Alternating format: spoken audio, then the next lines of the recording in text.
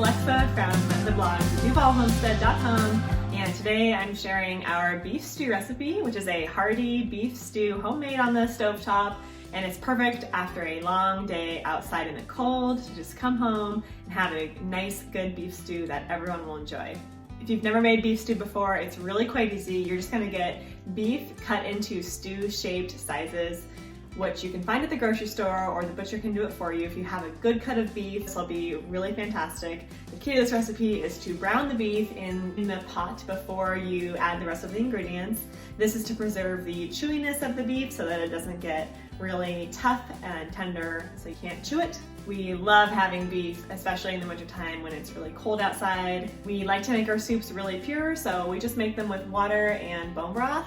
Now today we are out of homemade bone broth, so normally we would make our own bone broth, and I put bone broth in everything from roasted chicken to stovetop veggies to just about everything that we do. So this would be great with bone broth, but we are using store-bought today because we are out. The other thing I really like about this recipe is that you can really throw it together with whatever you have in your fridge. So if all you have is beef and carrots, you can make a beef and carrot soup. Today we had potatoes, carrots, and celery, and this beef, so we threw it all in the soup today. You could also make this with a pasta, so you could do just the beef in the soup and then throw it on top of a pasta. That sounds really good. So if you don't have everything that I have in this video, don't worry, just continue making it and see how it turns out. This is all just fun, and part of the fun is to experiment with the ingredients that you have and just make it taste good with what you have. I have my beef here cut into stew-sized pieces. And I'm going to drizzle my pot with olive oil so that the beef doesn't stick to the bottom. And then go ahead and just place your beef pieces into the pot. This is browning the beef, so we're going to brown the beef first before we add everything else. Grab a wooden spoon if you have it. Just give it a good stir so you're browning all the sides of the beef. This beef looks so good. So we're gonna have this slow cooking in this pot for a while, so it's not important that they're fully cooked right now. We're just trying to brown, and I have it on pretty high heat right now. We're just trying to kind of brown the sides. So I just turned my heat down a little bit lower because I don't want the beef to get overcooked. So you want it to be that really chewy texture. So I turned the heat down so it didn't overcook the beef, and then I'm going to cut up the onion and the garlic. I'm using half of an onion because, like I said, this is only a pound of beef, so it's not that much. Half an onion, and then I'll probably throw in 3 whole cloves of garlic. We love garlic a lot. We eat them whole, so one trick to getting your garlic out of the bundle is flipping it over and smashing it with the palm of your hand, kind of using your body weight, and that opens it up really well. And then you can do the same thing for the cloves themselves. So I would take your knife, on the flat edge of your knife, you're gonna crush the garlic with the palm of your hand on the other side of the knife like this. And that really quickly gets the skin off of the skin off the garlic. And then it's really easy to chop from there. And by the way, if you're on a time crunch, you don't have to even chop this garlic. You could just throw it in whole. We do that all the time. We just throw in whole ingredients. That's totally fine with us. But if you're serving to kids or something and you need kids aren't gonna eat a whole thing of garlic, then you can totally chop it up really small. So we wanna add the onion first. If you've watched any of my other videos, you know that I really don't like chopping onion, because I always cry a lot. So I just am gonna do this as fast as possible. There are probably cleaner, better ways, but I just wanna get it out of my eyesight as soon as possible. Because I always cry. And I actually we like the bigger chunks of onion in there anyway. We just love whole food. I don't know what it is. We don't like everything really mashed up. We kind of like to see the big whole chunks. So that is as good as it's gonna get. No need to chop anymore. I'd rather not cry. So I'm gonna put this right into my pot. And you'll see that there's fat accumulation in the pot. You can drain this if you want. We sometimes drain it if there's a lot, or if we're doing spaghetti like ground beef or tacos, we'll drain it. But for this, I kind of think it adds really good flavor, so we're gonna leave it in. Alright, I added my onion, and now I'm gonna turn my stove up, the heat up a little bit more because now we wanna get that onion going. You learn to kind of really baby your meat and understand where it's at, especially with beef.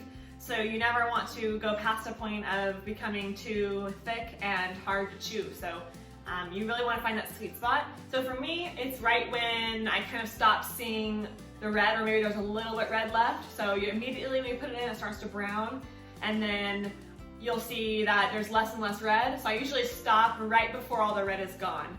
Once all the red is gone, you know that the outside's fully cooked, and so it's just a matter of time until the whole thing is done. So because we're going to be doing this on the stove for a while, it's gonna cook. We don't need to overcook it. So I added my onion, and you always wanna add your onion first because onion takes longer to cook than garlic. If you add the garlic right away, it will burn. So now my beef is getting that nice onion absorbed in it. Now I'm going to add my garlic.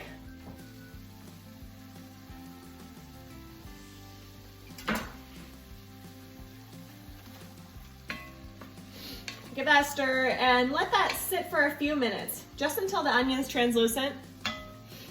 So while that's cooking, before we put anything else in here, I'm gonna season the beef a little bit with some Dijon mustard, some balsamic vinegar, and some red wine. This is just our favorite flavors. These are the flavors that we really enjoy.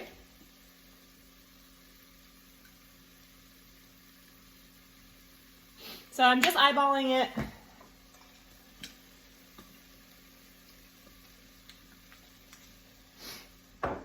You can always add more. And this is the base of our soup now.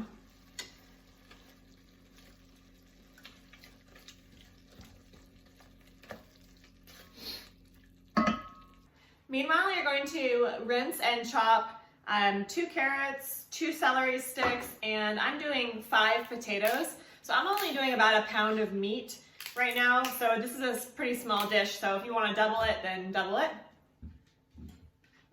Okay, so I'm just going to cut my celery and my carrots into bite-sized pieces. If you don't have organic carrots or celeries, make sure you de-skin them just in case there's anything on the skins. So I would skin them. Mine are organic, so I'm just going to leave the skins on.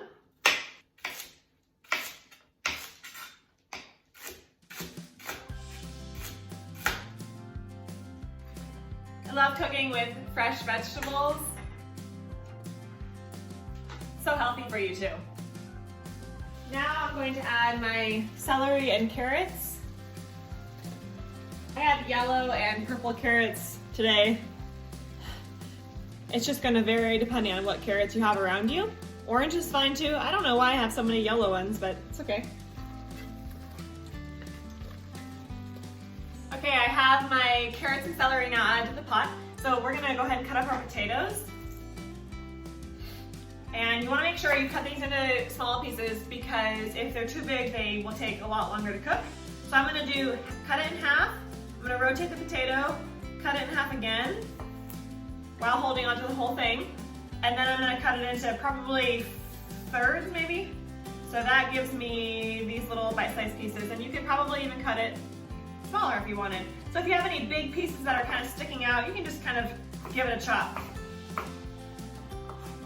I'm gonna add this to my pan as I go.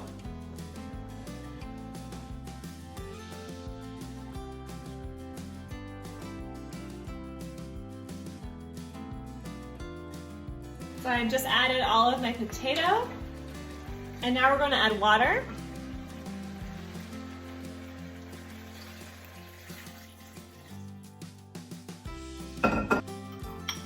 Salt, pepper, some fresh herbs from the summer that I froze. And I'm also going to add bone broth. So I'm going to use this Kettle and Fire brand bone broth from the store. But I would suggest making your own bone broth. We normally would put our own bone broth in here, but we made bone broth this week and it froze and the glass that it froze and broke, so we don't have it this week. But if we don't have it, we will buy this brand, but your homemade bone broth is much better.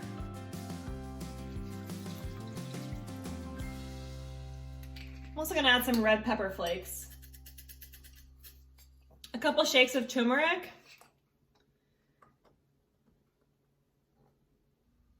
I'm also going to add half a teaspoon of this organic beef roast bouillon sauce from the store. This is very rich and powerful, and you don't need it. The flavor of the beef alone and your bone broth should provide all the flavor you need.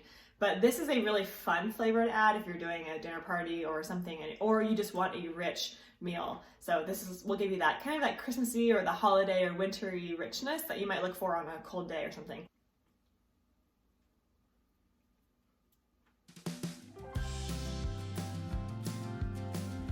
Everything looks really good here. I'm just gonna give it a nice stir.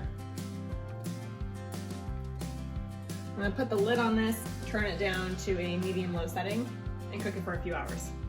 All right, well, thank you so much for making this beef soup with me today. I hope you and your family enjoy it as much as we do. It's perfect for a cold winter day to have that hearty meal after you've spent all day outside. If you're new to my channel, make sure you subscribe on YouTube and like on Facebook. Every week I post a new farm-to-table recipe just like this one, and homesteading ideas and healthy living straight from our homestead here in Duval. If you enjoyed this video, as always, feel free to share with someone you think would like it, and thanks so much for joining me here today at our homestead.